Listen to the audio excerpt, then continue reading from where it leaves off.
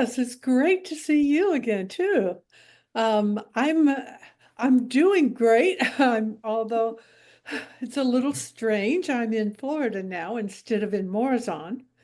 Um, Oh, I I was diagnosed with this rare autoimmune disorder, and I'm not supposed to travel because it can make it worse. So I'm getting really good treatment here. Um, so I needed to be back here for the treatment and to if I had to pick one place to stay and not travel, it was better to be here where I had access to all the treatment for this disorder. So I'm here. I miss Morazan, but I'm still in yeah. touch with everybody there, so I always hear what's going on. Yeah, no, it's been great. I'm, Well, I'm there has glad. been so much change since last time we spoke. I mean, just politically and everything going on. And because I read your stuff, I was just like, oh, you know what? This is probably a good time to have Joyce on because there's a whole bunch of stuff that, would be worth discussing. And I'm really curious to hear your thoughts about the latest like that's happening in America. So, for context, in case anyone listens to this in 2 years' time, we just had the inauguration of Donald Trump in what was it, 20th of January. So we're like a couple of weeks, three or a month. We're a month out from that, just over. Um, there was a flurry of activity of everything that happened. Obviously, he brought Elon Musk in as a non-appointed government employee, so he's just doing the Department of Government Efficiency and doing all these cuts. But at the same time, Congress has approved a nice big old hefty budget spend, which Representative Thomas Massey angrily voted against. But that seems like it's going to go some way to undoing the work that Doge is doing. On top of that, we have all the revelations about USAID and the work that USAID was allegedly doing versus what it was actually doing, which seems to have been a front for different state spy agencies to kind of do statecraft under the hood. And in the midst of that, you've got obviously all of these free cities that are doing stuff. So your project, in Morazan that's going on in Honduras, there's Prospera, various different ones. Um, and some commentary on that in the media, which you wrote an article about, a sort of a rebuttal, I guess, for want of a better word.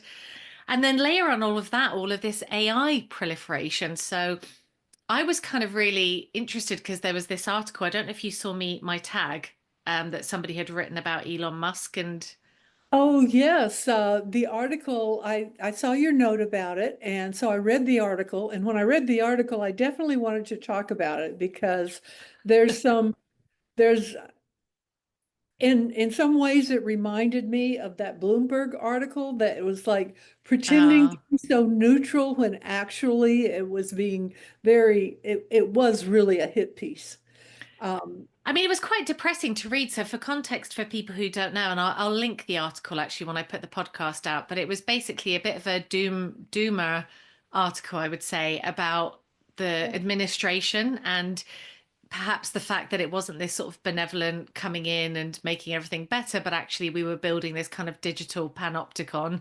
And in that article, they happened to mention some of the projects that were going on in Honduras in the free cities about having these free cities and how they're actually just corporate entities. And now instead of having a kind of I guess, a corrupt government ruling over you, you're just going to have a bunch of corporations and everything's going to be linked up and in the digital panopticon. So with that nice background, I thought it'd just be great to chat to you about, I guess, to get your thoughts. So I would love to kick off with you maybe just giving a level set as to where the Morazan project is right now. Like, what's the status of it? Because there were some legal issues with the Honduran government. So could you maybe just kind of bring people up to speed with where that project is? yes, the current administration, which has become very unpopular. They were voted in because they promised to end corruption and all of these things about how they were going to make Honduras better. And everybody's very disillusioned. And so their prospects of being reelected in the election in November are very low. Plus, there was some scandals. It was discovered that the president's brother was paying off narco traffickers and so to I, well, what I've heard a lot of Hondurans say is to deflect the news of the corruption and the narco connection, they got the Supreme Court to rule on the ZA law, and they did. The Supreme Court is pretty much packed in the favor of the socialists now. They've replaced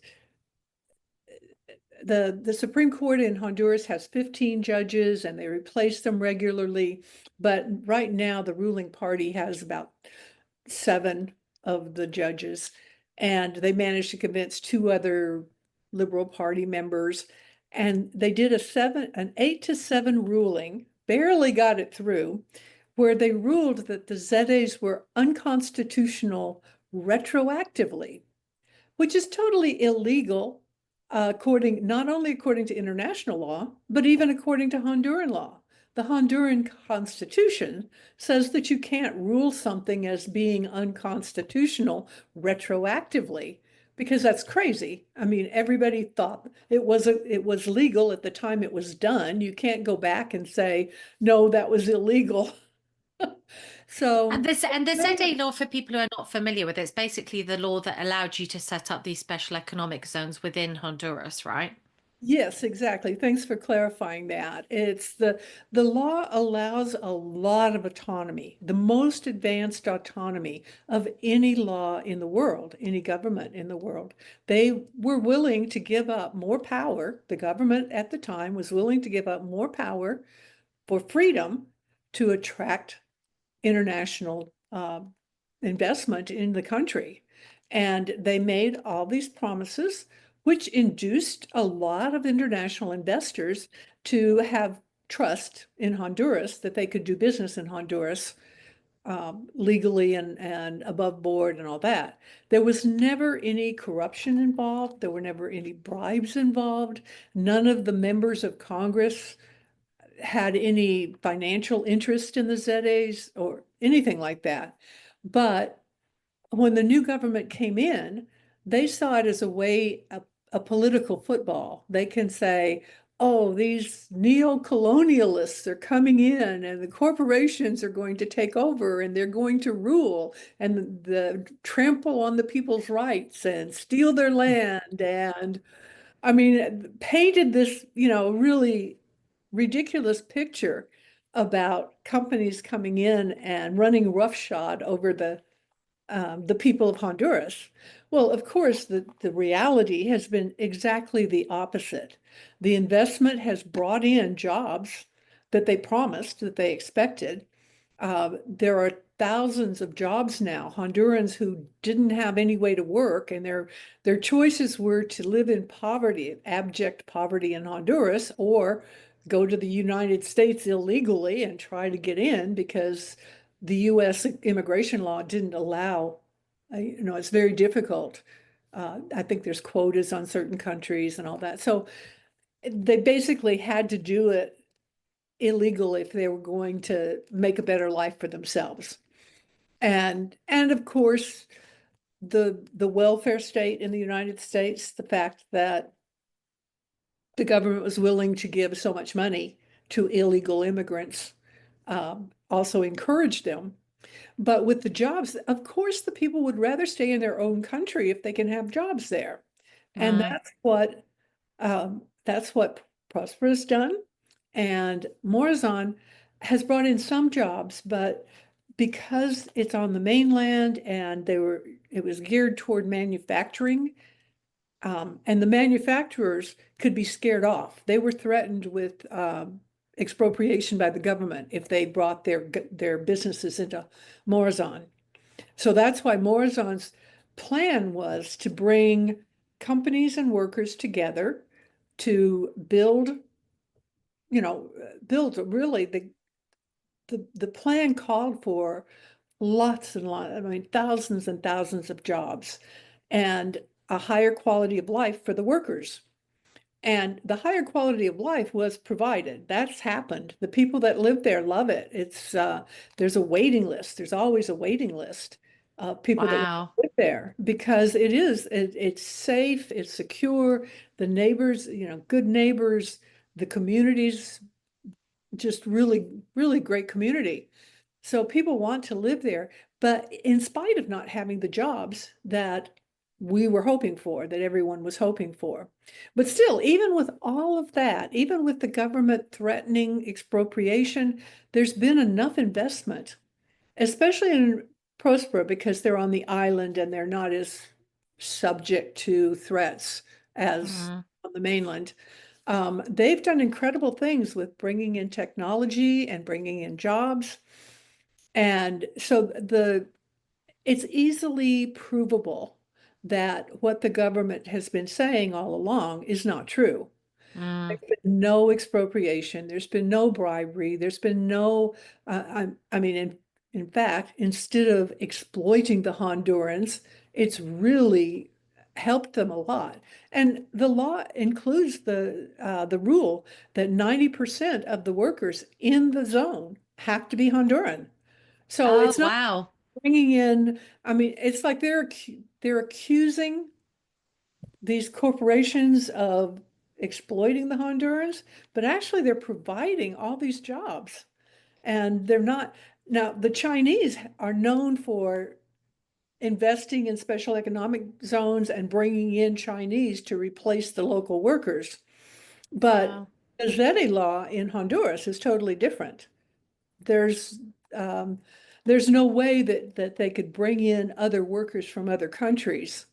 Um, so those good paying jobs are going to Hondurans, and they've got education system. They're educating Hondurans for really tech jobs, and um, it's a wonderful program for the Honduran people. And all of the Hondurans who actually know about it, know what it is and how it's working, and are able to talk to people involved with it, they are all in favor of it. Hmm. Unfortunately, because the government sort of controls the media, most Hondurans either don't know about the Zetis at all, or they believe the government propaganda that that's patently false. But I mean, this was a big, it was in some ways a big blow that the Honduran Supreme Court would declare the law unconstitutional and say, you've been doing all this illegal stuff all along. And the heroes who got this law passed to help their country are now considered traitors by the government because And so, what's the impact of that then? Does that mean that the ZEs have to cease activity, that they're not allowed to hire people anymore? Like, what is the actual that, impact of well, declaring it unconstitutional? that's the thing is it really hasn't had any impact. Um, It's declared unconstitutional, but people are still investing. Massimo is still building. He's building new houses all the time. Still a waiting list. The houses are filling up as soon as they're built. He's at the moment building a $1 million apartment house for workers uh, because everyone says, again, I hate to say it, everyone who seems to know what they're talking about says that there's no way this government can be reelected in November this year when they have the elections because they've done such a terrible job. Crime is up, infrastructure's down. I mean, it's been bad. Most Hondurans are just disillusioned with them. Um, so whatever government comes in is going to have every incentive to work with the Zetes to actually bring the prosperity to Honduras that was originally planned. Uh, Right. This was not a partisan, the law was not a partisan law. It was passed by, I, I think, 126 out of 128 members of Congress voted for it. So, I mean, it was almost unanimous to pass the law. And of course, that was all the parties. So it was definitely not a partisan, um, it's being painted as a partisan thing, but it wasn't. And they're saying like this, I guess you read my article. They said that the law was passed by the president of Honduras, who's now in prison in the US for drug trafficking. Um, that isn't even true. He wasn't the president when it was passed. It was his predecessor who was, I mean, that's like an outright lie. And yet because the way they wrote it and tried to sound like they were neutral, and they put, the good stuff, the true stuff and the good stuff in the middle where, they set up the negatives and then they ended with all the lies. So the middle part, which was true, kind of got lost, but it was just enough to make it seem like they were being neutral. So I mean, it was that, interesting your analysis of like, I forget what was the title of it. It was something like how to write a fake oh, news story or something. how to write a hit piece that A hit hides piece. your agenda. It is a hit piece.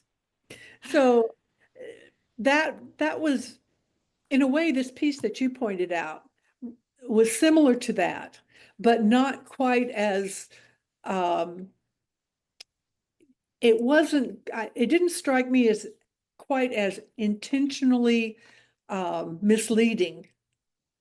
What it struck me as is, have you ever read any articles written like about the Illuminati Mm-hmm. or conspiracies that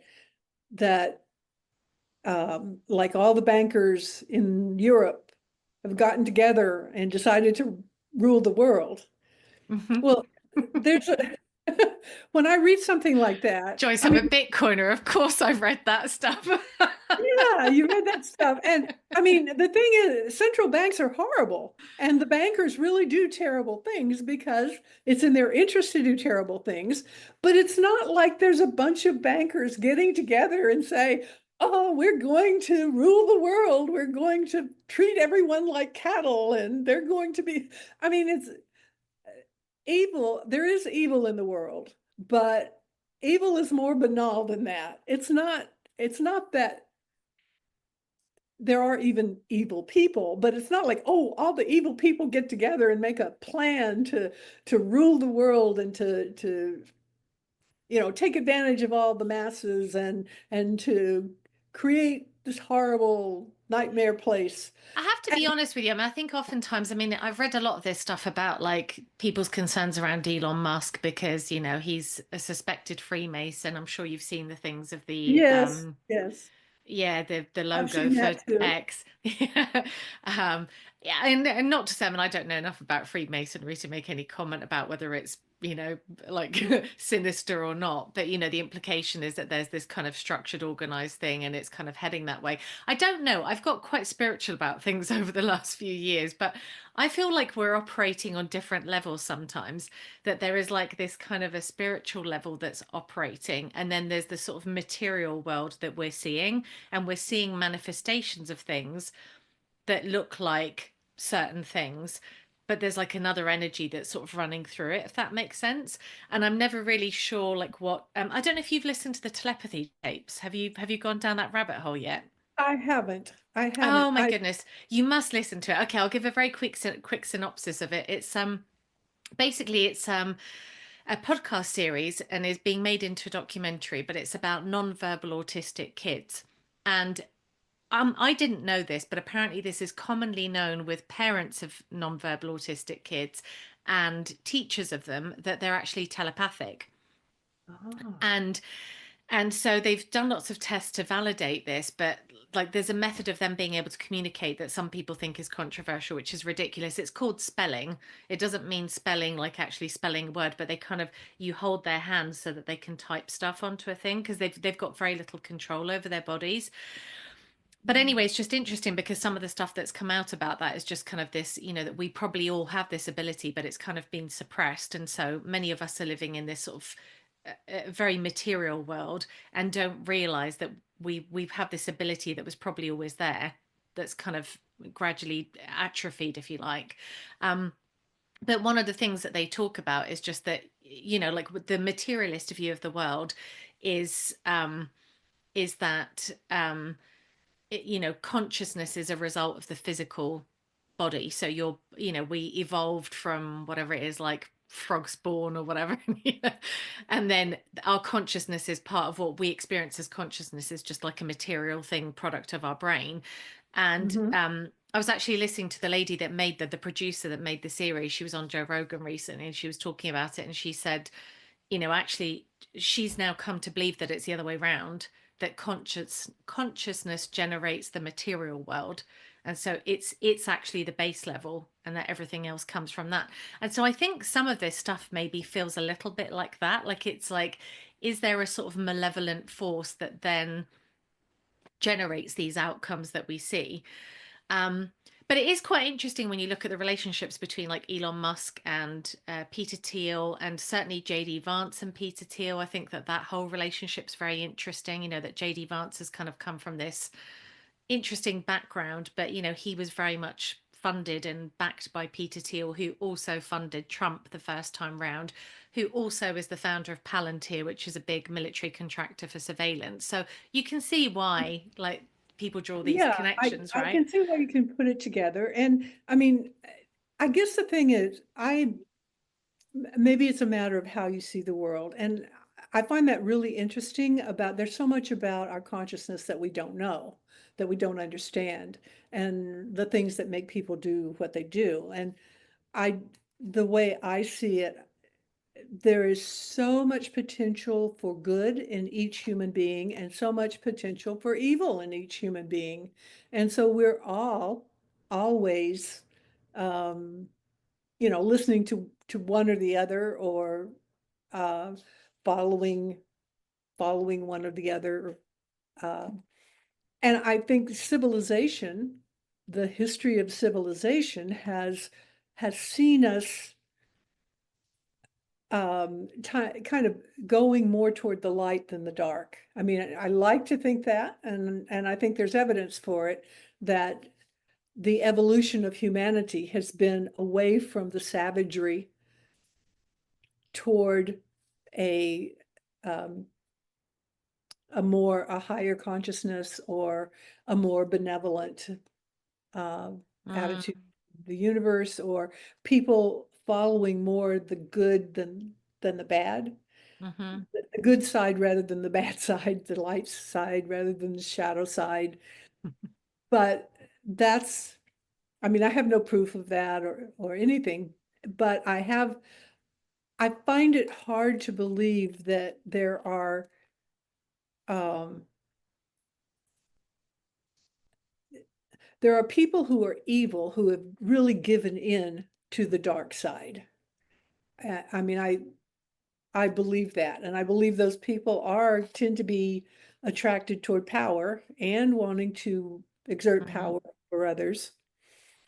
Government is the obvious place to do that, because government is the institution that has a monopoly on violence, on force. And the central bankers, they use government, obviously. Mm-hmm. Uh, Big corporations can use government uh, to enrich themselves. And I, I think it's that part of that dark side is wanting power over other people. Mm, So politicians both enrich themselves and exercise power over others. So I mean, I distrust politicians in general. There are exceptions. There are exceptions who um, seem to be totally incorruptible. I mean, Ron Thomas Paul, Massey maybe was a Thomas Massey, and there's others that seem to be really looking at the light. How can we make the world better? Um, It's but interesting though, but because that, like the control aspect actually comes from a place of fear. So actually, if you're one of the things that was interesting about these autistic kids is one of the messages that they try and communicate. I mean, you have to listen to the podcast series. It's just oh, it sounds really interesting. oh gosh, it's so beyond. I mean, it actually knocked Joe Rogan off the #1 spot at one point because so many people were listening to it globally. It's incredible. And the objective or the reason why they made it is they really want these kids to get help because they're often treated as though there's nobody inside. Yeah, And actually, it turns out that they're savants. They all communicate with each other telepathically across the whole world, and they're also able to cross in and out of like different kind of spiritual realms, if you like. So they're much more connected spiritually than we are. But one of the messages that they unanimously bring is they were sort of saying, you know, everybody needs to come from a place of love, and they meet on this place called the Hill. So there are lots of hills all over the world, but there are places and they congregate, and there's thousands of them meet and they learn together. They learn languages, they study. But apparently, you can't access this space unless you're coming from a place of love. So some non-autists have been able to go there, but it's almost like it's sort of a spiritually protected space. So you can't, somebody was sort of saying, like Joe Rogan was asking the producer, he said, but what if like a nefarious actor or the NSA want to break into this space and use these kids? And he said, well, the only way that you can access these gifts or access this space is if you're coming from a place of love. And I thought that was really interesting because I was like, oh, so maybe if you're very much in the dark side and the material side and you've let that kind of take over, you're not able to kind of access this other realm in the same way, which I thought was fascinating. Yeah, that is fascinating. I, yeah, I'm really interested in watching that. My, uh, because I don't know about that, my opinion has always been that people, because they have both the light and the dark side, that incentives matter a lot. Mm, That even if people are trying to resist the dark side, when the incentives are there for them to give into the dark side, they'll do that. But if the incentives are set up correctly, they'll go to the lighter side, and they'll want to um, be more godlike, more creative, more loving, more um, serving other people, serving the mm. world.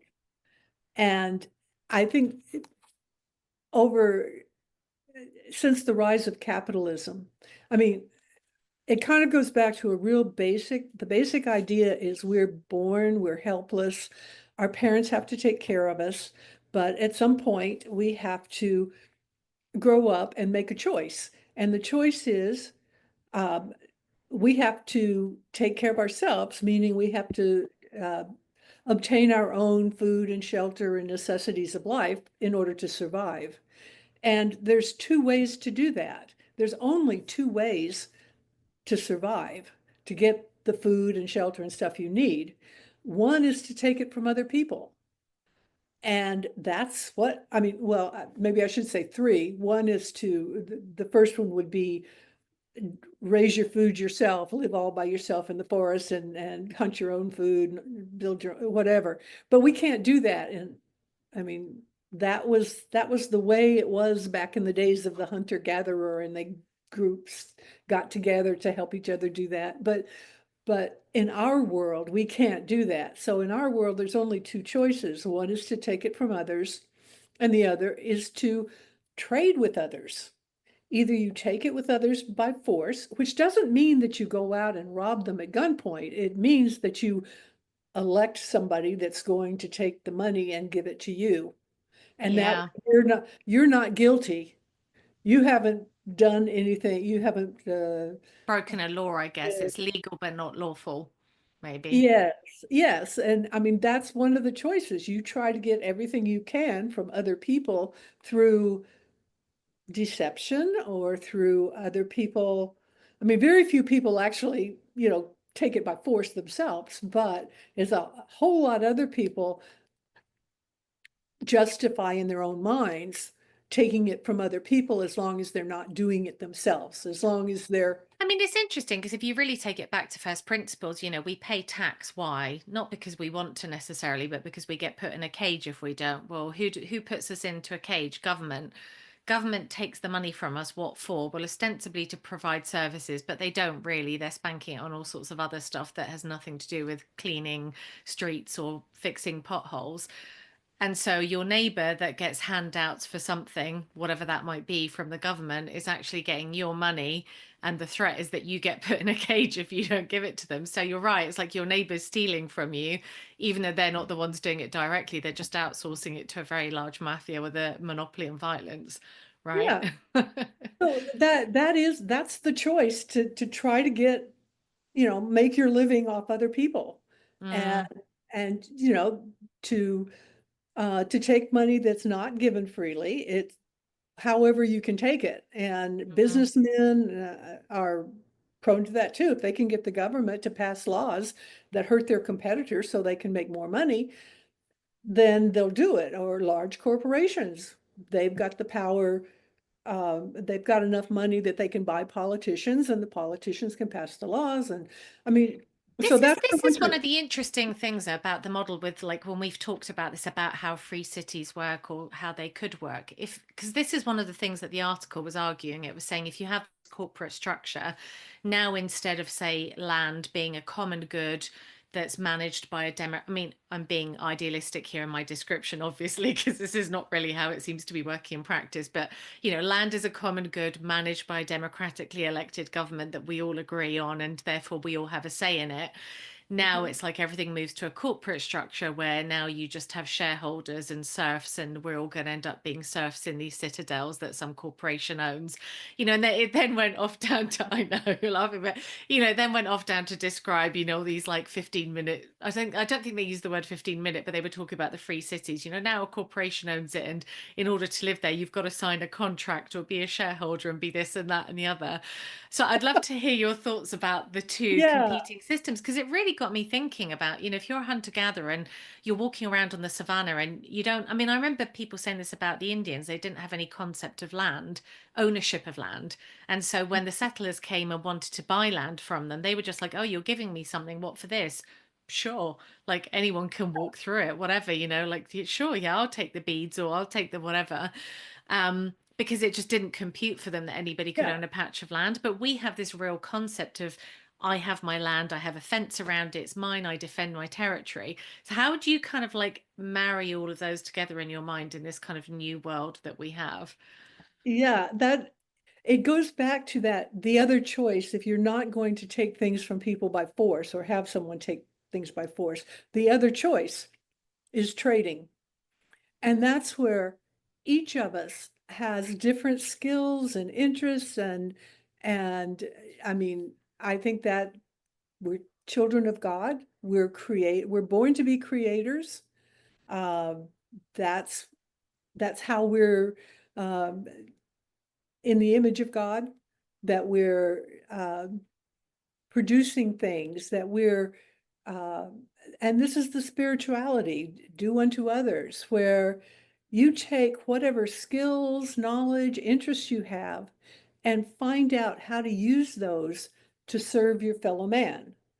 And the only way that you can tell that you're really serving your fellow man is if they're willing to pay you for what you're doing or to Mm, trade with you.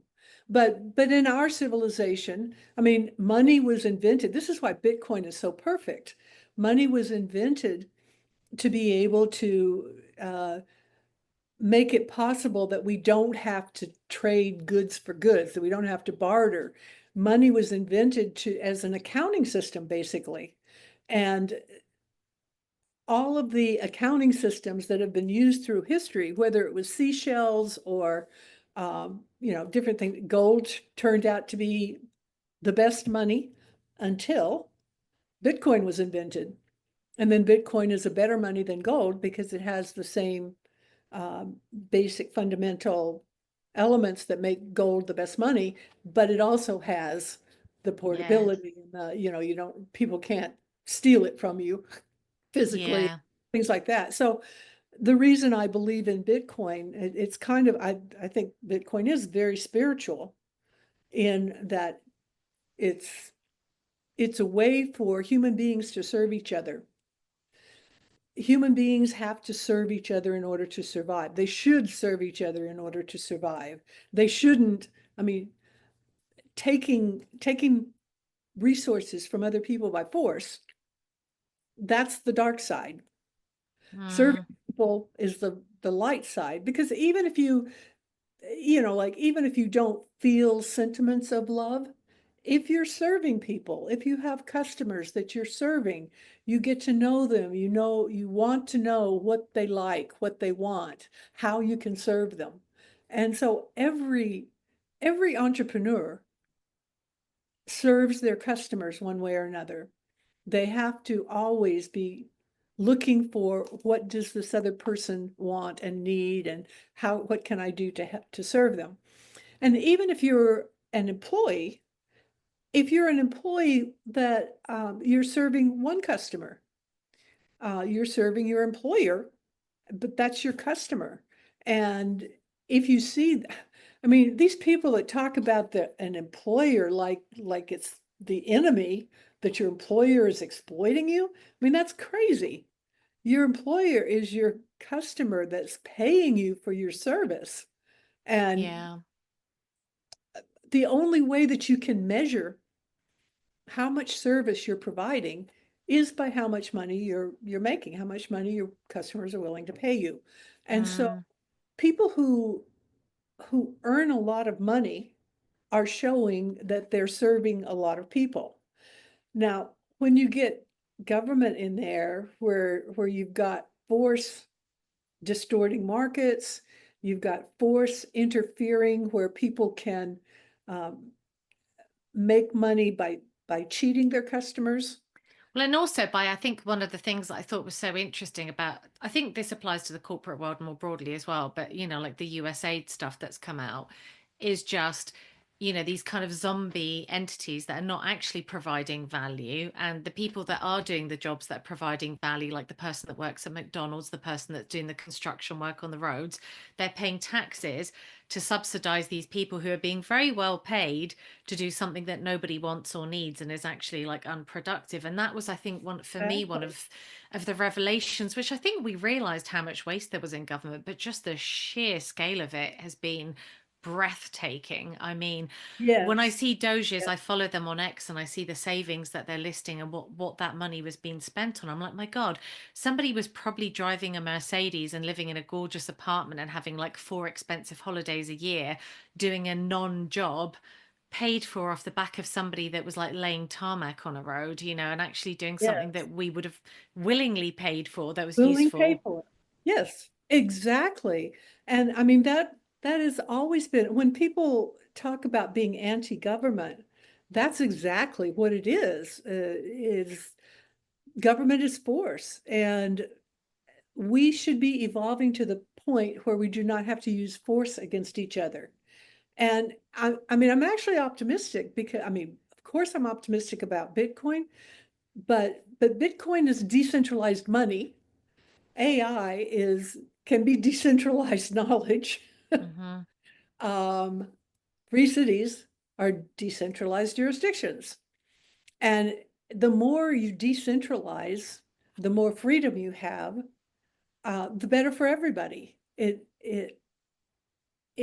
serves society. It makes us closer to the kinds of beings that deserve to be children of God, that uh, are trying to be children of God, trying to serve their fellow man. And I think that um, to judge, I mean, we do have to we have to make judgments about our our fellow men, our the people that we interact with. Certainly, on a personal basis, you judge is this person someone who is productive and practicing virtues and serving other people, or is this person who's trying to be sneaky and you know Mm. do deceptive things? And I mean, when we're talking about public people, it's harder because you don't really know. I mean, you get a lot of Yeah. that. You recognize those characteristics in the people you know personally. You can see the way they're thinking, the way they're talking, the way they're um, whether they're sincere or not. But in public people, it's much harder to tell. And politicians, I never trust because the fact that they want to be politicians. Now, okay, maybe they want to be a politician because they're a Ron Paul or a Thomas Massey that really wants to make things better. But how Most much, of the time, they're just incompetent. They can't get a real job. well, there's that a lot. But it's also it's like Donald Trump is really interesting because Mm. he, he's accomplished a lot in his life. I mean, being a real estate developer is a very high risk thing that provides a lot of value to people. And Mm. made a lot of money by providing value to people. Um, but then when he wants to get into politics, well, I actually think that he's sincere about wanting to make the country better, that he doesn't have to do it, but he decided he wanted to do it because he um, really thinks he can make the country better. But the danger is that he could be wrong. I mean, some of the things that he wants to do to make the country better are just plain wrong. I mean, tariffs are wrong. Tariffs are That's bad it. for That's anybody interesting. that, Actually, I'd love to talk to you about that because I've struggled to find anybody to have an intelligent conversation with about the tariffs, to be honest. It's oh, really? people who, oh my God. I mean, I have a background in finance, but I had no exposure in that role or in those roles to kind of the kind of macro impact of economic decisions at a governmental level, you know, outside of directly like financial markets instruments. And I haven't been able to read any good commentary, really, to be honest, coming out of financial institutions or otherwise. And if you talk to the layperson, they just scream and shout and, you know, parrot back the latest headline that they read in mainstream media or on social media, whoever they happen to be following. And I actually have turned it around in my head a lot trying to understand what the impact would be. Because on the one hand, he's saying we'll get rid of income tax, and that seems like a fantastic idea. I mean, I just think all taxation is an absolute. The more I look at it, the more I'm like, this thing is just inefficient, bureaucratic, takes away actual life years of people's lives doing their tax returns and all the accountants we have to employ and everything else, and doesn't really seem to generate much value because then the tax money is kind of spent in a very unaccountable way. So as a whole, it's just a pile of rubbish, really. Mhm. But so, you know, get rid of income tax sounds like a fantastic idea. But then I'm like, how does the tariff thing come in? Because now, yes, you're penalizing other people, but you're also kind of creating economic distortions, you know, coming in and out of the country. So I'm curious, like, what your thoughts are about that. You've obviously Huh. given it some thought. Yes, I have given tariffs. Um, Tariffs are not as bad as income taxes. I mean, there was a time, everybody says this, and it's true, there was a time when the United States government was funded almost entirely by tariffs. And, you know, that no income taxes, that was good. But the tariffs are always a deterrent to trade, and trade is always good. I mean, trade, even unilateral trade, where you say, okay, you can, I mean, this is the thing. I'm sorry, I'm a little scattered here, but like what you hear on the media a lot about, oh, but they're reciprocal tariffs. It's fair. He's just being fair because if they're charging tariffs to us, we should charge tariffs on their stuff. But that's not right. The truth is that not charging tariffs, free trade is always good for the person who practices free trade. So if we are buying things from whatever country that makes them in a way that makes it, we can buy it for cheaper than what we can make it in our country, then we should be buying it from them and we shouldn't have any restrictions like tariffs on what we have to pay. We should be able to pay them what they want. I mean, that's just basic.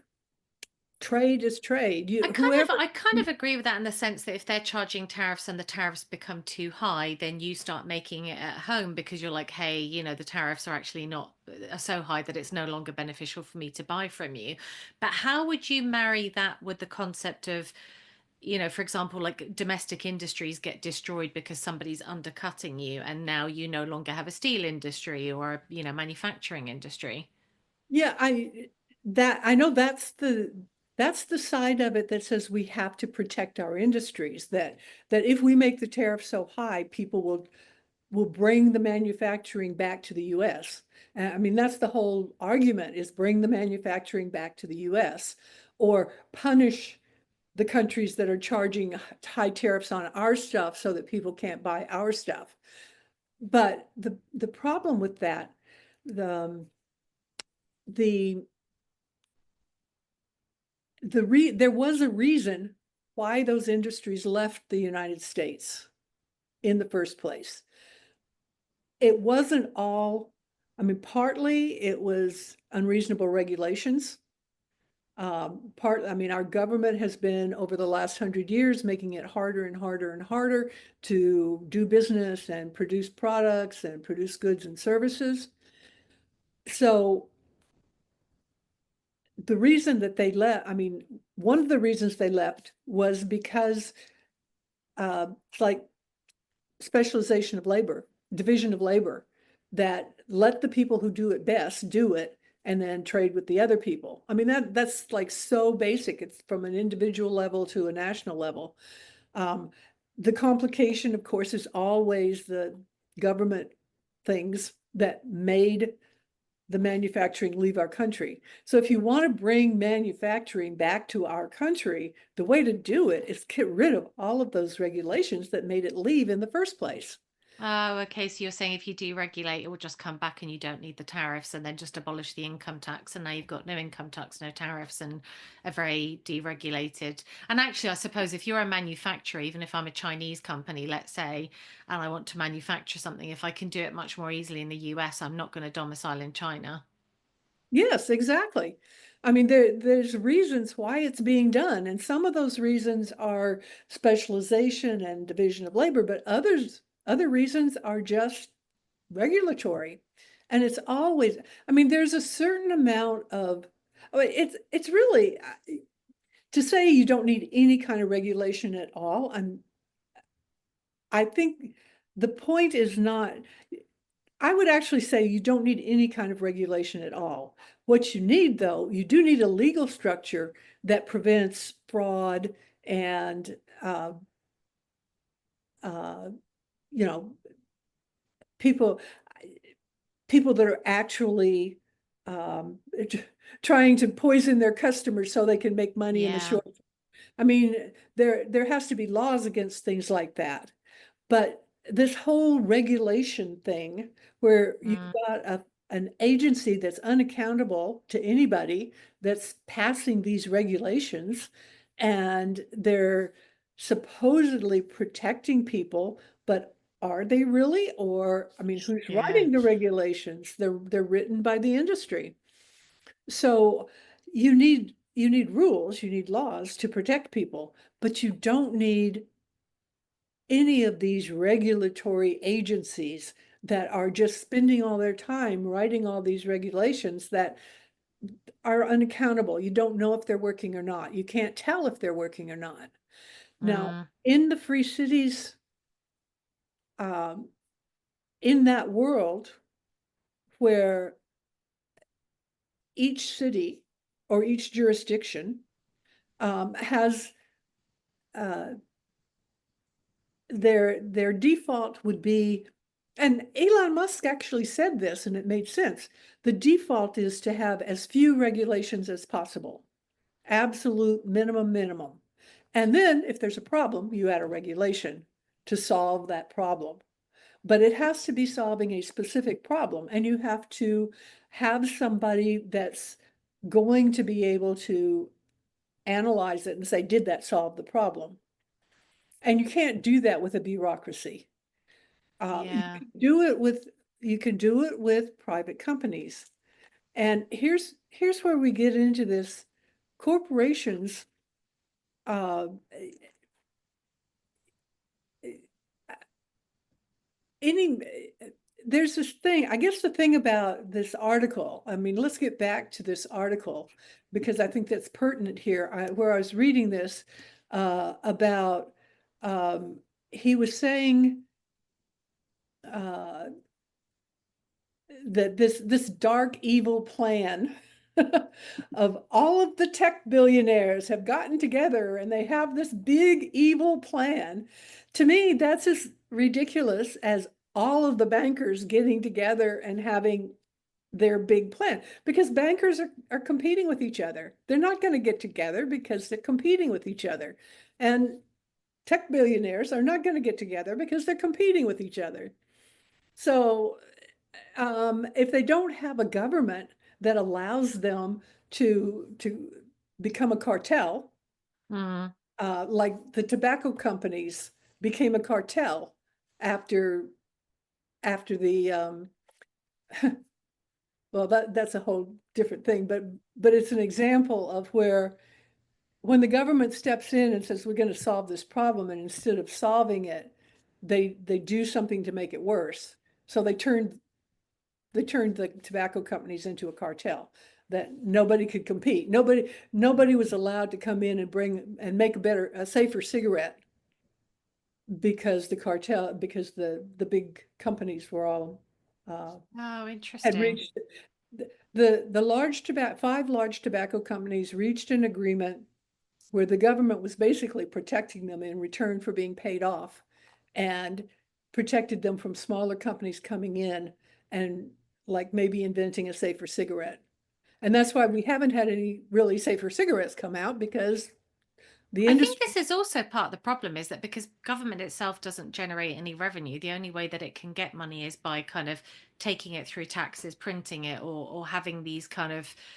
I mean, I was horrified when I discovered, for example, with the whole vaccine debacle that we've had over the last 5 years, that, the FDA, is it the FDA or the NIH or the CDC? I forget which one, maybe all I think three. it's all of them. But they have patents on the vaccines. So they're regulating these vaccines and approving them that they get paid for, and they're mandating them. And so I'm like, hang on a second, this is a crazy business model. So you make a product, I pass laws to make it liability free for you. And then my government agencies approve the product and mandate it. And we have a share of the profits on that. And I was just like, what? Like, this is I just know, it's crazy. insanity. It's crazy. I And mean, yeah, any companies like that's when the government comes in like that. And I mean, that's a perfect example of what I was just talking about. The government comes in and totally screws it up. I mean, it distorts the market. So when you're talking about the tech billionaires, um, I mean, like people hate Jeff Bezos and people hate Amazon. And I've certainly had my problems with Amazon. But when you think about it, my God, Amazon has made our lives so much easier. mm, I mean, the value that one man has created with his idea and his company that he built. And I mean, it's really just we owe an enormous debt of gratitude to him. But he's a fallible human being, and I'm sure he's got his faults. I can't and it really and imagine him. his incentives. I mean, this was the whole thing with Facebook censoring people. I mean, like they clearly broke the law. I mean, it was clearly a First Amendment breach. And clearly Mark Zuckerberg is being very cynical when he goes on podcasts and talks about how, he was kind of forced to censor.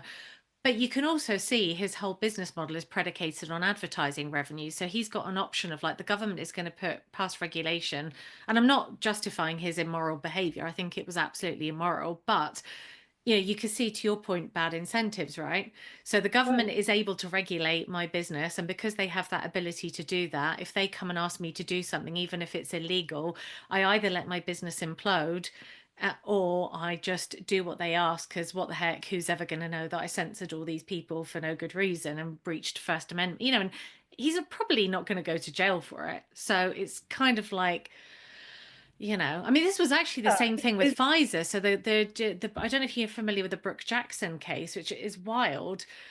So Brooke Jackson was running one of the test centers that was basically testing the vaccines, and she saw that there was all kinds of fraud going on. So she took the FDA to court for approving it and saying, "Look, this is fraudulent." Oh, sorry, did she take Pfizer? Sorry, it was. Hang on a second. She took Pfizer to court, I think it was, to basically say like you've been doing these things fraudulently. And it went to court, and the Pfizer's defense was that yes, we committed this is so wild. Yes, we committed fraud, but the government told us to do it, so it's not our fault. And the judge accepted the defense because they had been pressured by the DOD and the government to basically, get these things rolled out. And so it's crazy. Most people don't even know about the outcome of that court case. So she is now having to sue the federal government, because Pfizer's defense was they made us do it. yeah, that's a perfect example of this whole thing about the government coming in and the bad incentives both for the government actors and for the people like Mark Zuckerberg or the Pfizer people, or, I mean, they don't get a pass for having done it. Certainly Pfizer doesn't get a pass for having done it, but there's still that complicates the issue.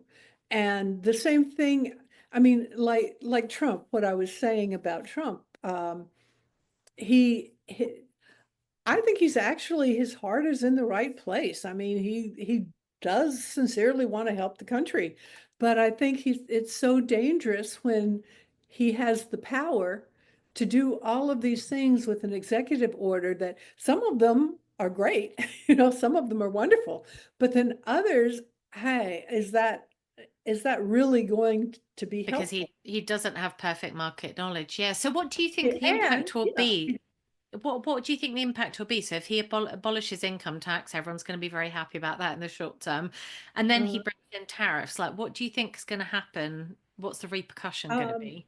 I think if he actually abolished income taxes and replaced them with tariffs, we would be better off than we are now.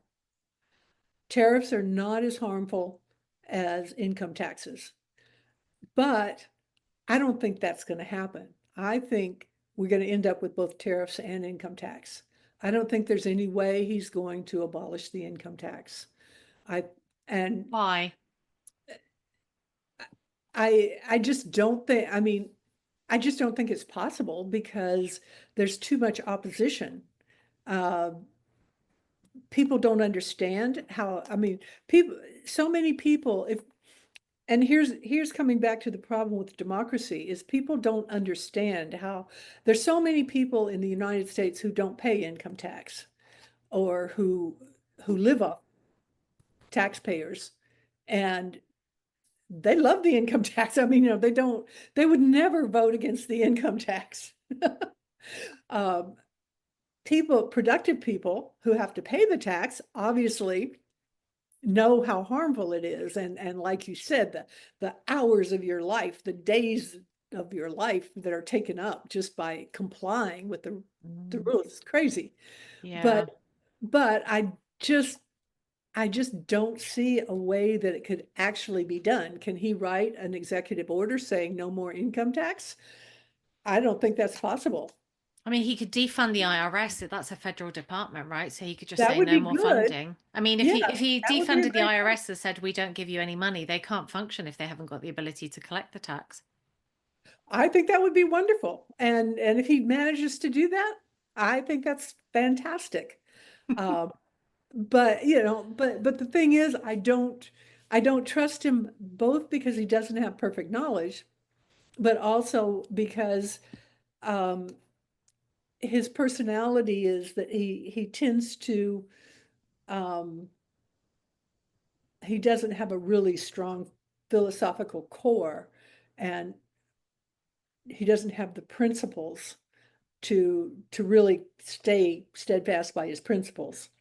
I mean, he doesn't have the principles to stay steadfast to. So he could be convinced to do something that would be very harmful. Mm.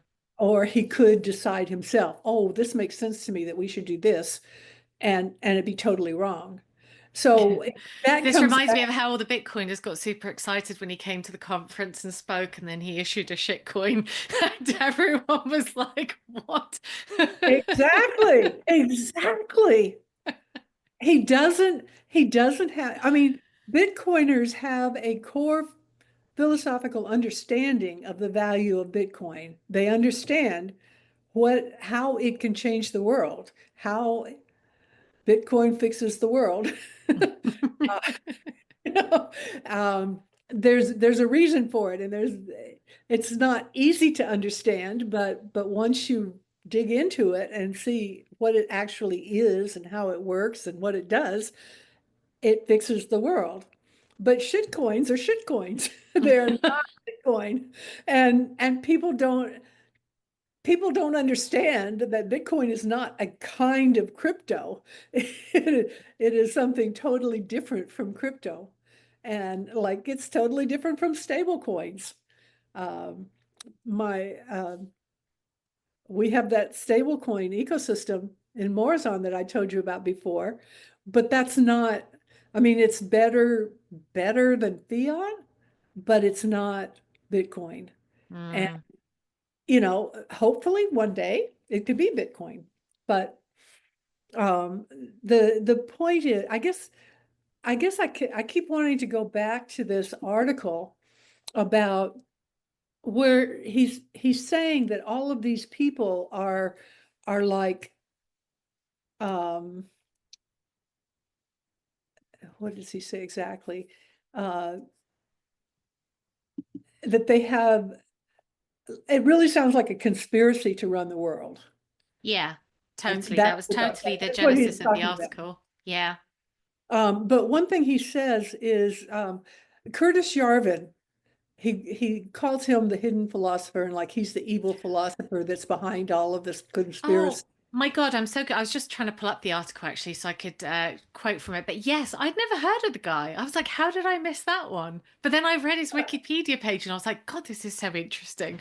He's had a lot of influence, but the thing is, I mean, his ideas, in one way, they're very good in that he believes he sees the problem with democracy, that doesn't work, and we know why it doesn't work because the two wolves and a lamb voting on lunch kind of thing, but what he's saying, his solution, the way that this article says is his concept, which he calls patchwork, envisions a world where the failed democratic system is replaced by thousands of corporate-run territories, each governed by its own joint stock company without regard for residents' opinions. Now, that's where, without regard for residents' opinions, um, if the corporations are being run for profit, they have to regard the residents' opinions.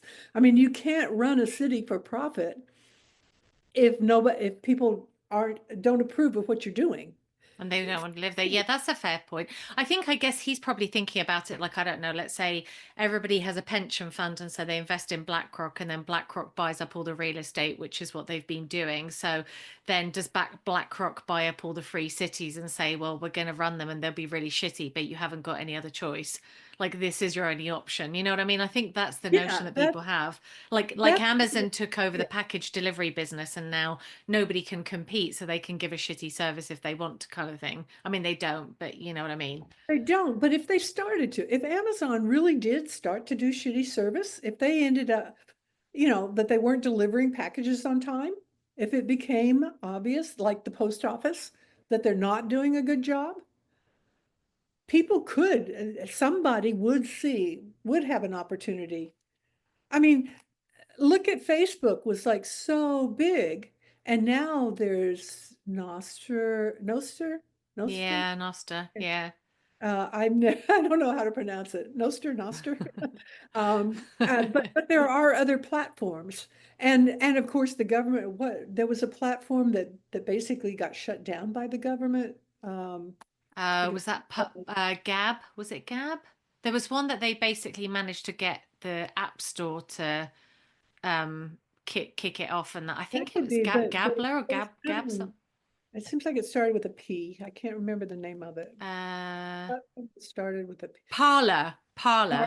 Yeah, I never used it because it wasn't big enough, didn't get big enough to get my attention, but I heard about it afterwards. But there Yeah, were people same. using it. But as I understand, it was pretty much, it's not that it failed in the market, it's that it was shut down by government one way or another. It was shut down. I think they pressured the App Store to take it off the App Store, and that was basically what killed it because nobody could download it. So, Yeah. Yeah. So that's an example of if you didn't have a, a government with a monopoly on force, and I guess the thing is, corporations are basically a creature of the state. I mean, they are created by states. I believe that without a state, without nation states, you would still have some kind of um, maybe limited entity. liability entity, but Right. it wouldn't exactly be a corporation. And it wouldn't be like a corporation that has the ability to bribe politicians, because there wouldn't be politicians making the laws. If everything's done, if these jurisdictions are run for profit, um, I mean, like at the moment, BlackRock has a lot of power because it has government power behind it. Yeah. But But it, how do you without, stop these things from metastasizing? Because this is one of the things actually that I really want to talk to some of the veterans in the Bitcoin space about. And like I typically try and interview mostly women, but I might try and pull one of the guys in. But um, I've often thought about this about the whole war thing. Like as Bitcoiners, we're very bullish on the fact that Bitcoin can constrain governments from going to war because they can't print money to fund them. Great. But right. you do need to defend your territory, your country, your home, your family, whether that's at a micro or macro level. And I always wonder to myself, because you need an incentive to build weapons in order to defend yourself. But how do you stop that from metastasizing into this military industrial complex? Because now you've got a corporation or an entity, whether it's incorporated or whether it's producing weapons, it needs an incentive to do so, and wants to grow as a business. Well, how does it grow? Well, it needs wars to deploy weapons to. So now it's incentivized to create wars, and so then the cycle goes around. And so it's just kind of like, how on earth do you how do you have a defense system that doesn't then become an end in itself, when now it has to create these forever wars to sustain its kind of profitability or increase it? Yeah, that's a really good question, and I don't have a really good answer. I'm going to ask one of the veterans, because I'm sure they've given it this loads of thought. I mean, they're all obsessed with this topic, having been on the front lines and seen like the disgusting stuff that actually happens that us civilians never have to see. So I'm sure that Bitcoin veterans have turned this around their head, but I've never like been in a conversation to ask them or heard them mention it on a podcast. So Yeah, a yeah, really but good. I would say the same thing about the service thing. I mean, how do you stop it from metastasizing? Like I'm gonna give you like my doomer scenario now, but let's say I set up a free city with my money. I build great services, everybody moves in, and then I start making lots of profit. So then I go and buy another patch of land and I expand, and then I expand, and after a while I now have a nation state, and now I am the monarch of the nation state, basically. So I mean, how do you Oh, stop that? that you could. Well, I think one of the things is that maybe just a city has to serve a certain market. Um, and hopefully there's a lot of different producers and products and things in the city. But I think it's a little bit constrained as far as um, how can it remain profitable if it's getting into new lines of business that it's not that good at. I think there are constraints. If you didn't have government sort of bailing out these bad ideas and um, I think there would be a natural market resistance to something getting too big. And the idea of, well, one of the things is we can talk about cities with the city's own rules, but you asked me a question last time we talked that I think I spaced it, didn't answer it. That was a really good question, but somehow we didn't get back to it. Was what if you wanted to have your own land, like a ranch that you really could own, that wouldn't be property tax or something, under the jurisdiction where somebody's going to tell you how that you have to run it and be able to take it away from you. And I think that's um, the whole world is not going to be covered with cities. There's going to have to be land uh, for agriculture, if nothing else. But I think there'll always be land that can be owned. I think a city where you're doing all of the trading and the uh, producing, manufacturing, and I mean all of those things can run under one rule of law, one set of one legal structure, one set of legal structures. But there's going to be different places that want different sets of legal structures. And that's why I think you can't just keep growing forever. I mean, there is a limit to how much, no matter how, say you have a corporation or a company that does a really great job with a city. They build a city and it's great and it's making money and they're realizing all their goals and they want to expand. Um, where can they expand? How much can they expand? Will it uh, dilute the talent that they have? I mean, there's so many constraints in business that a reason why the corporations can get so large has to do with the support they get from the government, I believe. I could be So how mistaken. would you custody then like things of value? So I mean, I know this is probably a bad example because it's been covered in car parks and tarmacs, but like, Yellowstone. So, that was Native American land that they used and that, they would stay in. And then at some point during the kind of colonization process, it was decided that this was too beautiful to be developed, so it should be protected.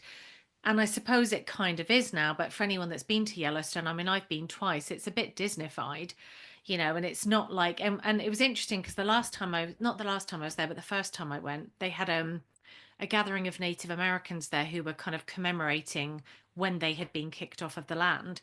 And I just happened to walk into the hall that they were doing the commemoration and I sat there and I was a bit kind of like suddenly realized that I was probably, given how I look, was quite out of place in this place. But I just thought, well, I'll listen to what they're saying.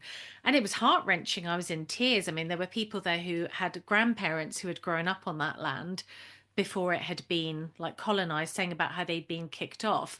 And so there's some rules in place where they're allowed to hunt, for a certain amount of, whatever. And, they have licenses to do stuff. And they were sort of discussing how to maintain their access to their ancestral lands. But it does make me wonder, like, who custodies that stuff? Because if you just let it free for all, then I just go and plant my flag, and this is now mine, and I'm going to pollute that river, and I'm going to do this, and I'm going to do that. And then on the other hand, it's kind of you don't want this central authority to. I mean, you have a situation like this in the US, don't you? Particularly in Wyoming, with what are they called again? Um, Federal lands. Federal land, oh, yeah, the federal lands, there's 28% of the US is owned by the federal government, which is kind of crazy. But that's, I mean, the nation states own all the land and then they sell it to people to build cities or whatever. But so much of the federal land is so much of the land, especially in the West, is owned by the federal government. And I mean, it's mismanaged by the federal government. That's why all the wildfires in California is because government, when government, when nobody owns the land, nobody is incentivized to take care of it. Right. And uh, I mean, I think the idea, one good idea that I've heard would be to sell all of the federal land to pay off the national debt. And there's a lot of things you could do with that money, like buying out getting rid of Social Security and buying out all the Social Security recipients with the sale of federal land. I think that would be a great idea. I there's so many things that could be done if the politics didn't get in the way. Um, the um, That's interesting though. So you don't see necessarily a benefit in having like public land that's no, communally owned through a. Huh. no, I don't see a benefit in having communally owned land. I think that there could be, I mean, there are like, what is it, conservatory? There are conservation companies, nonprofits that buy up land and conserve the land. And that's, Yeah, like the Patagonia guy did that, didn't he? Down in Patagonia, he bought big swaths of land that are now kind of privatized, but they can't be built on. yeah, there Mm. things like that. I mean, sell off a lot of that federal land to organizations like that. Um, but you have to have an owner, even if it's if it's a nonprofit, it's still accountable to the people, to its donors. Hmm. So, um, there's a lot of solutions that could be done. Some of the things, you look around and you say, this is so crazy, like the immigration problem in the US. And it has been a problem because, I've always been pro-immigration. I think people should be able to anyone who wants to come to the US and build a business or go to work or, make a living, make a better life for themselves. I think they should be able to. But when you have the kind of crazy immigration that we've had in the last few years, where people are being imported that have no intention of building businesses or building a better life, that they that come here because they can get hotel rooms for free, or stuff like that. That's just crazy. And Mm. there's such a simple solution to it. Just anybody that wants to come here can come here, but they can't get any money from the government.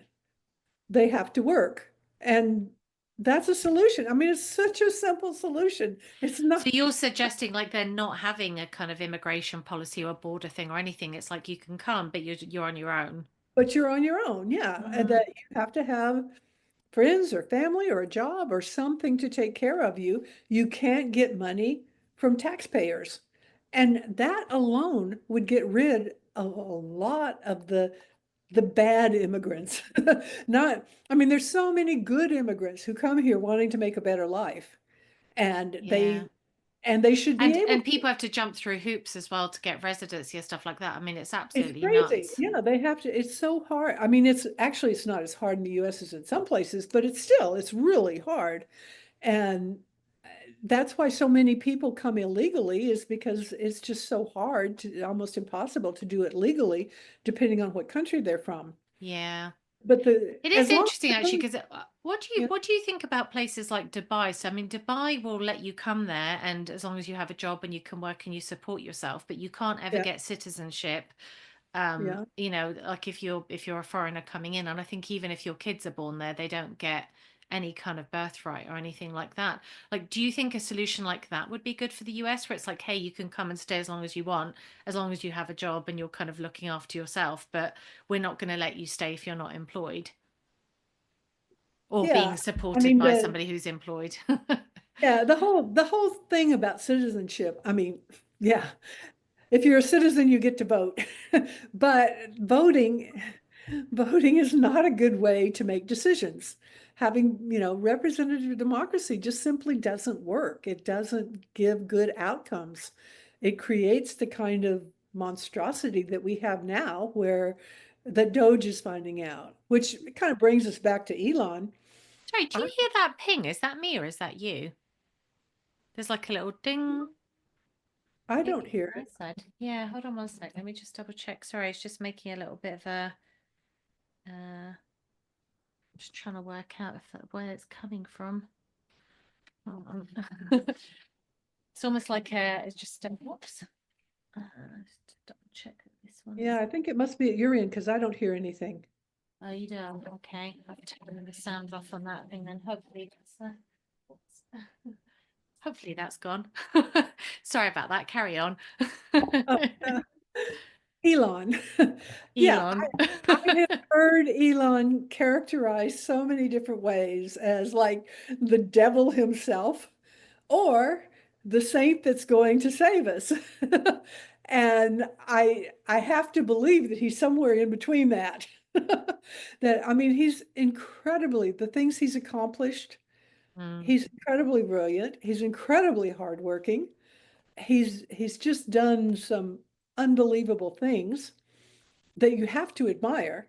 mm, And the whole thing about, I, I mean, I don't know the satanic symbols and stuff like that. I tend to, it's kind of like, that was the kind of thing, it reminded me of the Illuminati thing, where it's a secret society that's meant to do evil and destroy the world or rule the world or whatever.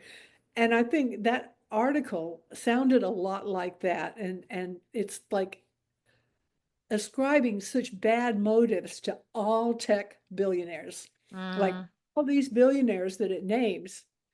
Um, I mean, J.D. Vance, he's a politician now, so I don't know. I don't trust him entirely because he's a politician. But on the other hand, um, he's got some good ideas and he seems to be sincere about wanting to do good things for the country. mm.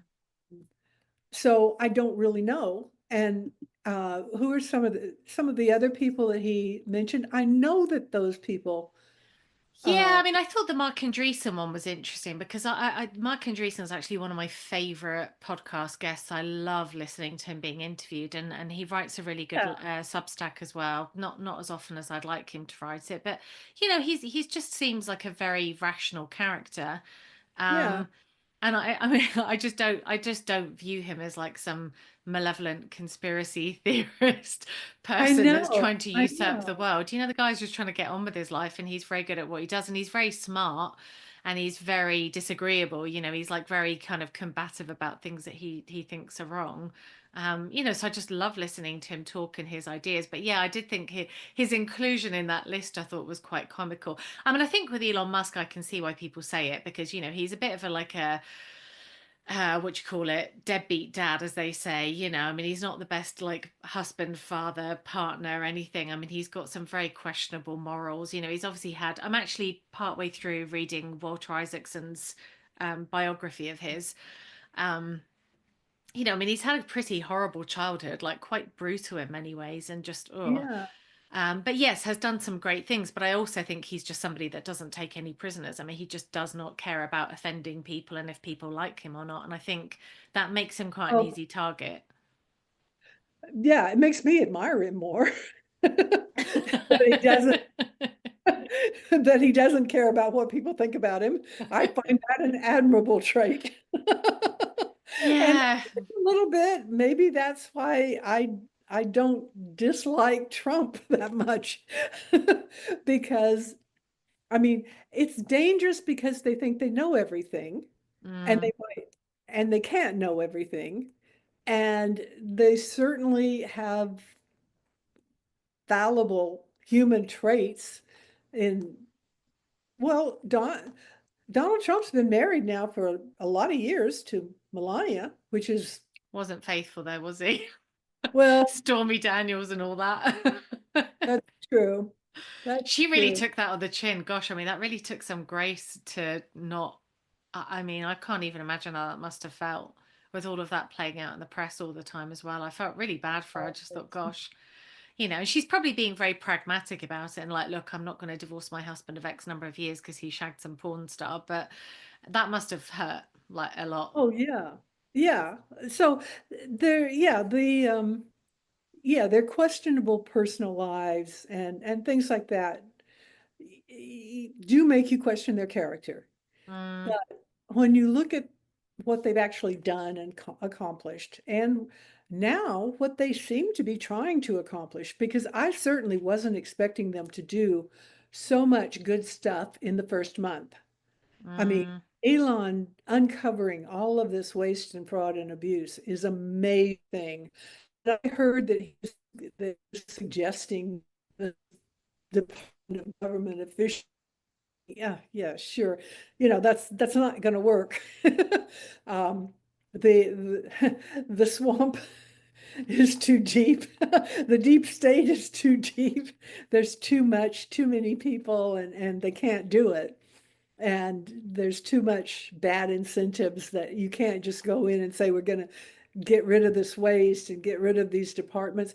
But it seems like they're doing it. And so, mhm, hey, that's great. The more they can get rid of the waste and abuse and fraud, the better. And if they did manage to shut down the IRS, totally defund the IRS, totally defund the Department of Education, totally defund the FDA, I mean, this would all be good stuff.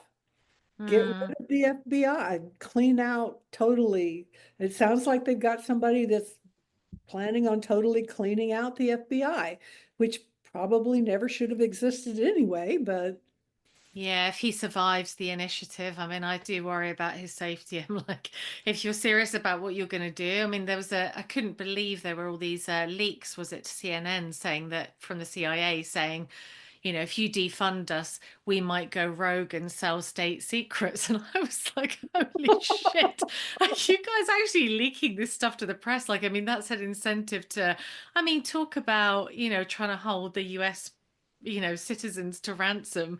Like, if you don't carry on paying us to do all of this nefarious work, then we might share it all with China.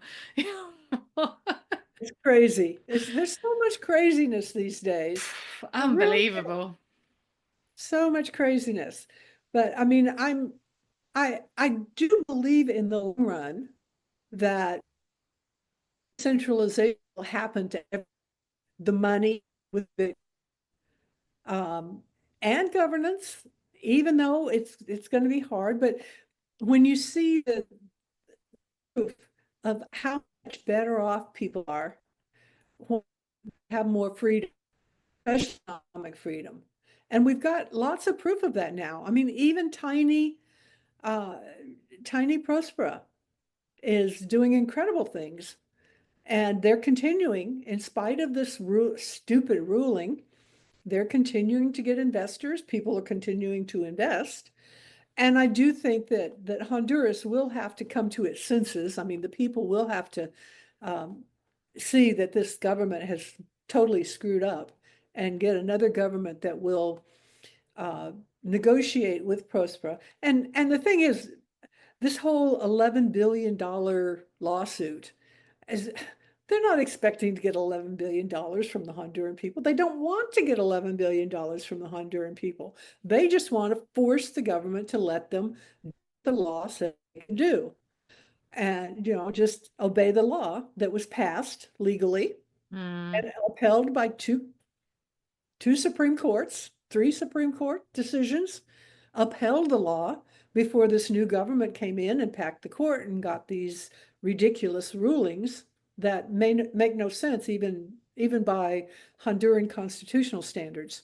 So, mm, and with the election coming up, I think there will be a more reasonable government. And as Prospera and Morazan are able to get back to their original plans, I think we'll see a lot more proof about the value of free cities, the mm. value of small jurisdictions that are able to create so much prosperity that it spills out into the surrounding territory, basically. And so Mm-hmm. that's where you would have the people, the ranchers, the farms, the people that want to live away from the city, who don't want that. I mean, people are so different, and it's wonderful that some people love the city life and some people love the Yeah, rural life. And that's what we want, is more choices for everybody, so that the people who thrive in the countryside can thrive and they can receive benefits by having a nearby free city with its they own can. Yeah, jurisdiction that they can do business with. That a city that's so prosperous is creating goods and services that become very inexpensive for all of the surrounding area, or provide jobs for people who actually want to live outside and come work in the. So, I mean, I'm long-term optimistic. I'm actually surprised that the Democrats didn't win the last election. That's what I was terrified. I mean, even not trusting Donald Trump, it would have been so much worse, even if he doesn't, yeah. I mean, I think even it's if he definitely a more doesn't. benevolent oligarchy. I think you're right that I think they do all suffer a little bit from sort of delusions of grandeur and that kind of messianic thing where like we've come to save America. But I think it's definitely the more benevolent oligarchy. I mean, I think for me, the thing that was really just awful was all of this like castration and sterilization of children that I've just it's so Yes, horrifying. I mean, the fact that a line has pretty much been drawn under that is just too late for many kids, but like thank God, and certainly the Yeah. right decision. So I think for stuff like that, I mean, if he only did that and did nothing else, that already would have been like a big plus in my book. So Yeah. Yeah, exactly. I mean, there's so much that's been done just in 1 month that's really, really good. That's saved us from a terrible direction that the country was going in. oh God, yeah. Uh, I mean, things like, I'm embarrassed to say, by the way, but his first term, I was out on the streets protesting after he got voted in. I was living in New York at the time, and I was just like, oh, I can't believe they've elected this dreadful TV star instead of a competent woman. I didn't know about all the backstory about the Clintons then. I was very naive, but now I know a lot more now about all of the mysterious happenings to their friend circle, not people you'd want to hang out with. oh, I remember hearing about the Arkansas suicide epidemic. Oh my God. Well, I Maybe didn't you could realize as tell. well about all of the drug trafficking that was going on there when Bill Clinton was it governor of Arkansas or Governor. something? He was governor of Yeah. Arkansas. And Oof. I know someone who was actually, um, he actually raped her in his limousine. Oh, And wow. I mean, for real, um, she had no choice. She was caught in a limousine with guards preventing her from escaping. And I mean, not Secret Service, he was governor, but the Right. But his police, protection people. Oh my God. Can you imagine state that they're just police complicit in that as well? were enabling him to do that to people. So yeah, the horrible people, horrible people. Yeah. Talk about going to the dark side. Um, but there's very few people that I don't see any redeeming qualities. Uh, the Clintons are one of them. Yeah, but Or it's actually shocking when you lift the lid on it. It's just unbelievable. I mean, I can't believe that they still walk free. It's really just shows you how deep the rot goes because the fact that they face no consequences for just like a lifetime of crime. But it's the same with the Bidens. I mean, I'm always amazed at people outside of America who don't know about all of their criminality. I mean, it's just shocking when you find out what they've done. And I mean, all of that stuff with Burisma and obviously Hunter Biden, and I mean, all of it is how could, just how could they get away with it? That was yeah. that was the thing. And what I'm worried about now is uh, Trump said that he didn't prosecute Hillary because he didn't want to, He thought it'd uh, be bad for the country. it would be bad for Yeah. the country. And he might be thinking the same thing about the Bidens, but I hope he's not.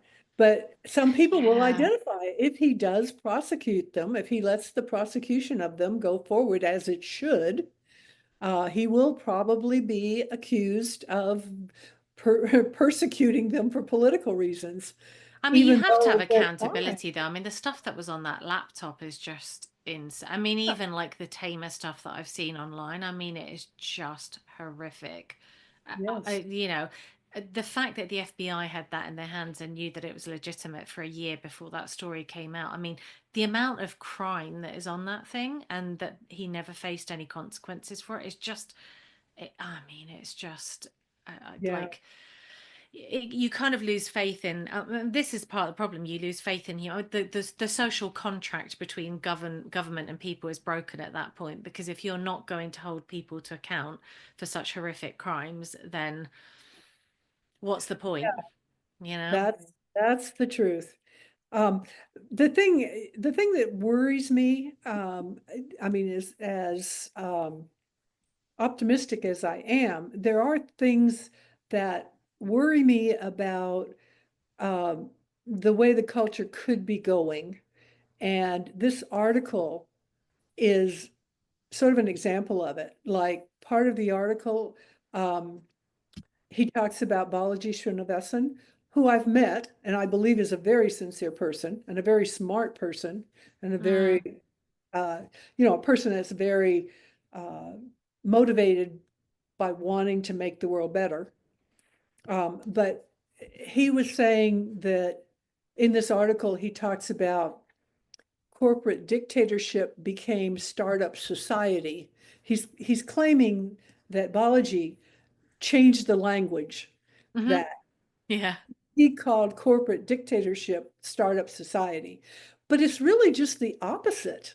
It is a startup society. It is people coming together who want the same kinds of freedom, that want to create a new society that's not crazy, and they want to start it online and then move it to land. I mean, these are very valuable ideas, and I think it's the way the government, the society has to go for humanity to evolve.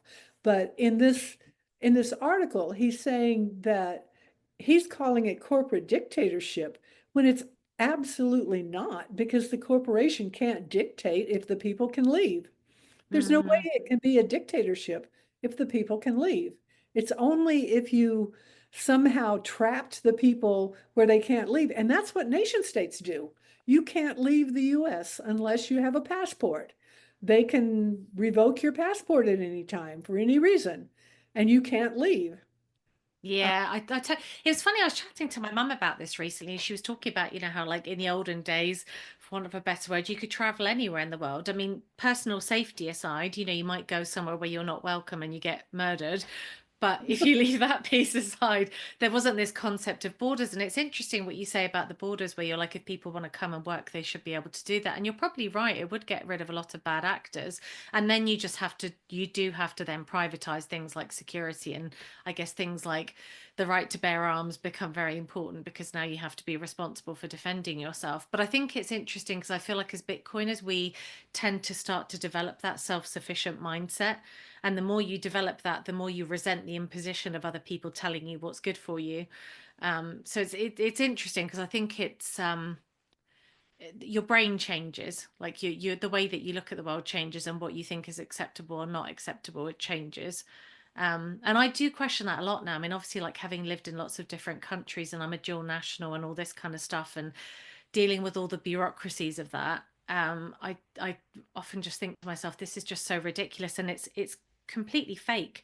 I've read an article the other day, and I can't remember what the article was, but it was talking about it mentioned America, and it said America is not a real thing, it's just an idea.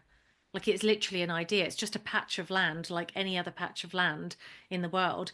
And it's literally I mean, if you go and talk to an ant, it has no idea that it's in America.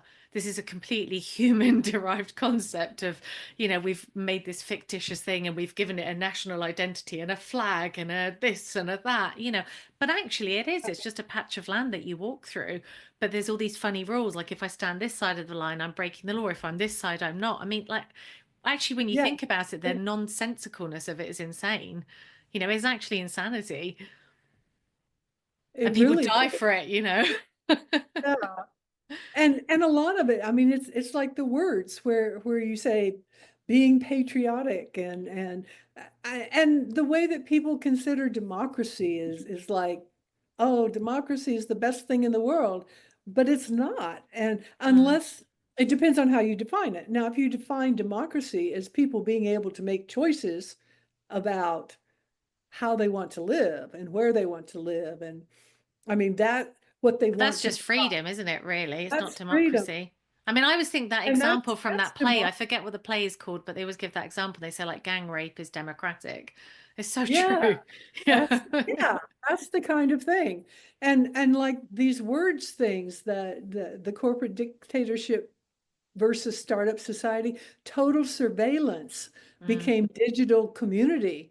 But a digital community doesn't mean total surveillance. I mean, Not necessarily. Yeah, yeah, I not mean, it necessarily. could. You could have a lot of surveillance. Could have too much surveillance, but if you lived in a city where you felt like you were being surveilled too much, you could leave. Mm. So it's not, it can't be total surveillance because people can leave again. And Forced you're right, but compliance. then that requires the decentralization, because these global coalitions of UN Yes. and EU and everything else mean that you can't leave because there's nowhere else to go, Yes. Whereas, yeah, so the choice is That's removed.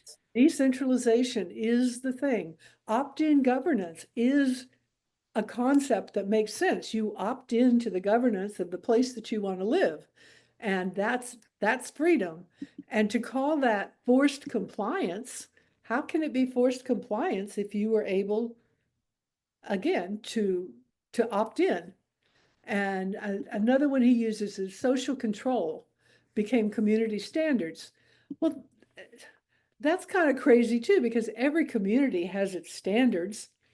I mean, any Mm, community that can call itself a community has shared values or standards, and that's not that's not a bad thing. I mean, it is a kind of social control, but it's a totally, kind but it's like of somebody comes and stays at your house, for an extended period. There are rules to follow. It's like, quiet time at this time, put the toilet seat down, that kind of stuff. and you could call that social control. You're controlling me. You're making me put the toilet seat down or what, you know. So the Yeah. way that they frame it, and that was the thing, like that article by Bloomberg, the way that they frame it, the words they use to make it sound like something it isn't, that you really have to, it requires a lot of paying attention to the words and what are the words trying to make you feel. Yeah. It's funny actually because the guy, I don't know if he's still the CEO of Bloomberg. He might not be, but there was a guy, Dan something, is it? But he was the one of the drivers of the 15-minute tech cities. So they were trying to set Toronto up as one of those, and there was a massive uproar from a privacy standpoint in Canada, and they had to abandon it. But basically, Mike Bloomberg was driving this with, I forget the guy's name. I'm sure it was Dan something. Dan Bloomberg cities. It was something like they were these sort of eco city projects that, where, what was it called? Dan Doctoroff. That was it. Dan Doctoroff.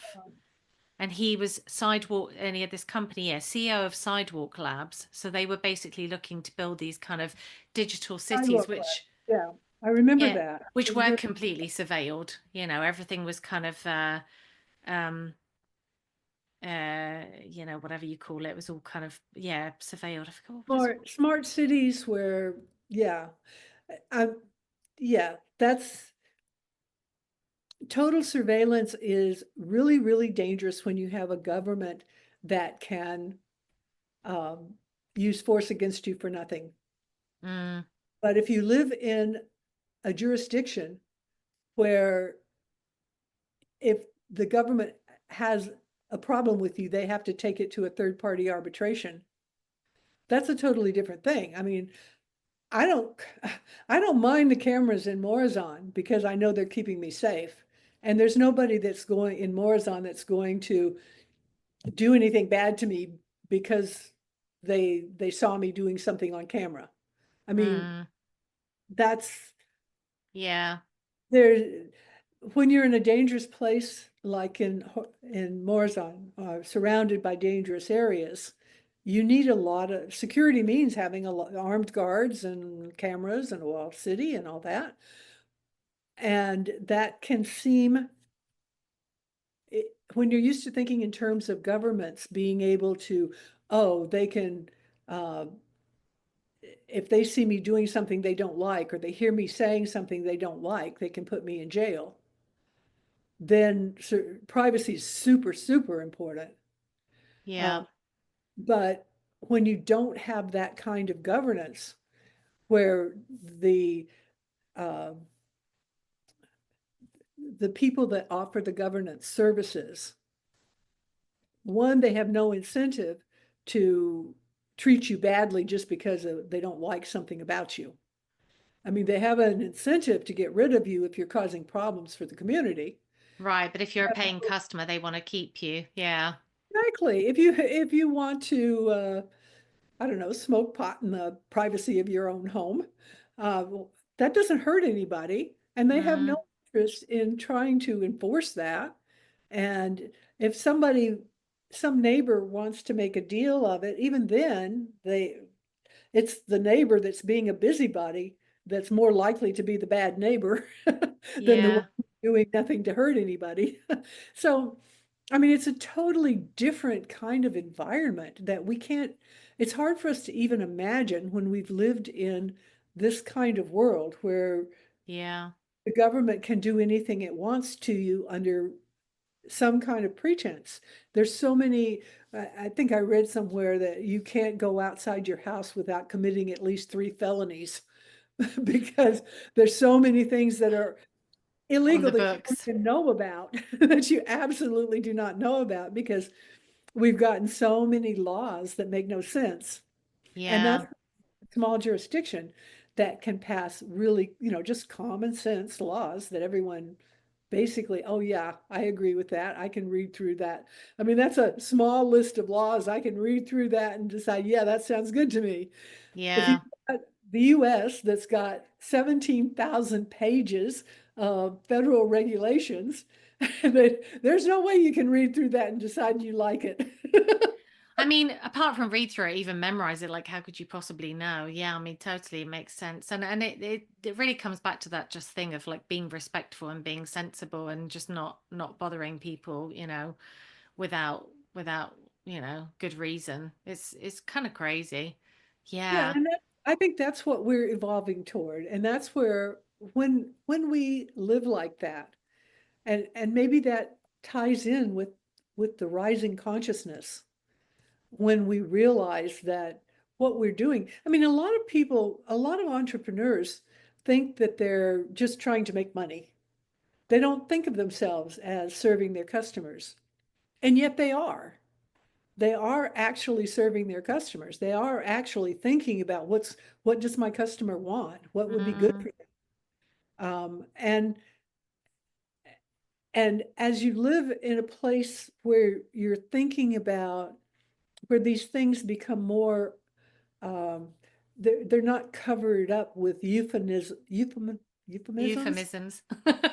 uh, social contracts and being a law-abiding citizen. And I mean, some of these things just don't really make sense when you break them down. What does that really mean?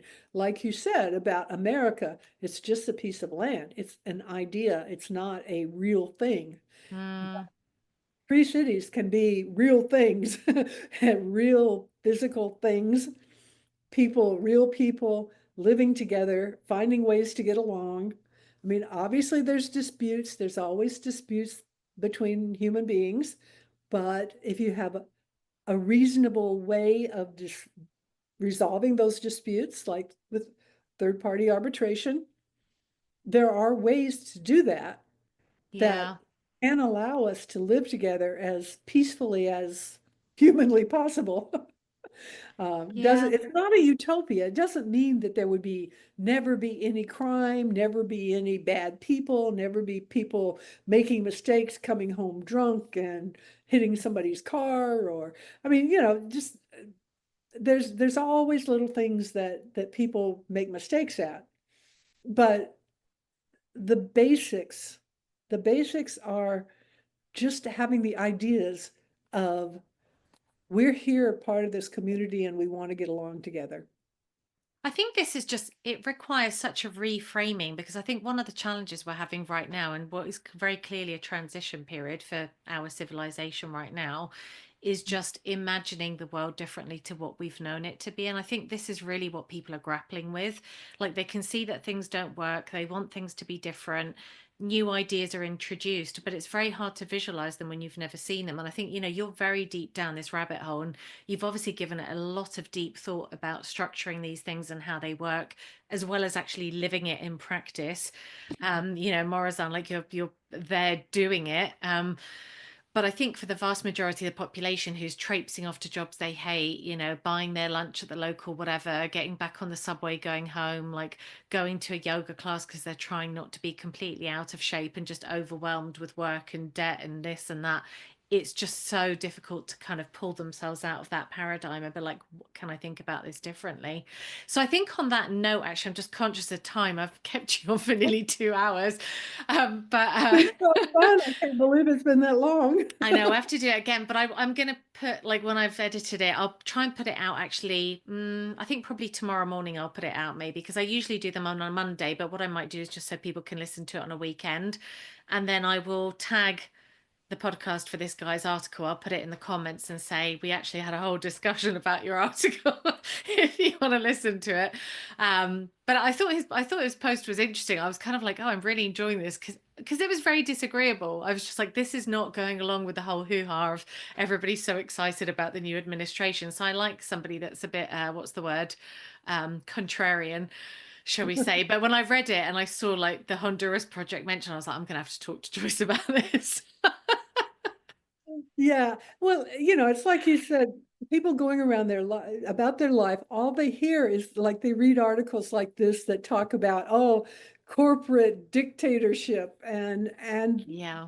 they don't have the time or the attention to be able to really check it out. All the resources to know where to go to start looking for it. Yeah, Yeah, totally. exactly. Yeah. Exactly. 100%. Well, thank you so much for sharing your thoughts. This has been Thank really, really you. great. It's always, I feel smarter every time I speak to you. So it's been very Thank you. stimulating. Thank you.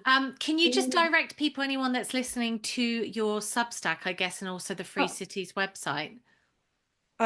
Free City, I know your show notes had all my things before, but freecities.substack.com is where I'm writing every week now. And then that can give you links to the other things if you want to know about the book or the website or things like that. Yeah, I'll put that. I mean, I'll copy all the show notes over from last time, so we'll have them. But just in case somebody's listening, I quite often find when I'm listening to podcasts, I start typing away and looking stuff up. So, well, thank you so much for everything that you do. Thank you for being such a trailblazer. You're really, really like doing something quite special. And I hope everything with your health problems works out. But I'm glad you're in nice, warm and sunny, toasty Florida. Good place to be, to relax and hopefully recover. So I hope you make it back to Morazan soon and you can carry on the project there.